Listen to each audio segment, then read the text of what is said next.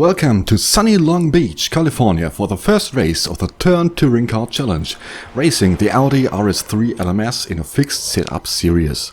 50-minute sprint races promise action-packed wheel-to-wheel fighting with cars sturdy enough to take a hit or two. This track is brand new on the calendar and has a lot of tight, blind corners right from the start. My strategy was trying to survive the first few laps and then settle in, waiting as patiently as the format allows.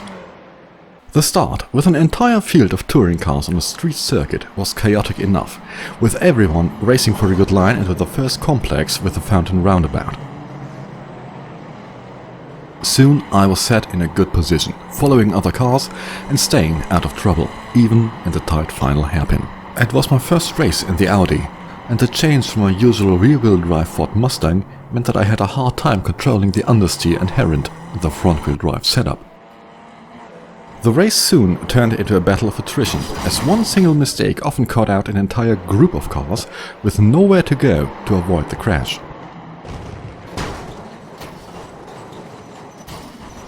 Additionally, the walls meant that often you wouldn't be able to see the crashed out car, who in turn had a hard time judging when to rejoin the race.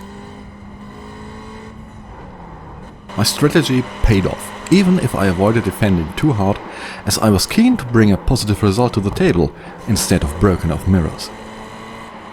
Throughout racing the series, I will stick to this plan, as short races often produce desperate moves, and all I need to do is be consistent and error-free in order to profit. By no means will I make way for other cars, but if I have a choice between blocking for a crash or racing to the finish, I know what I will choose. In the end, the front-wheel driven 350 brake horsepower turbocharged powerhouse proved sturdy enough to carry me to the checkered flag, and I ended up 2 places ahead of where I started.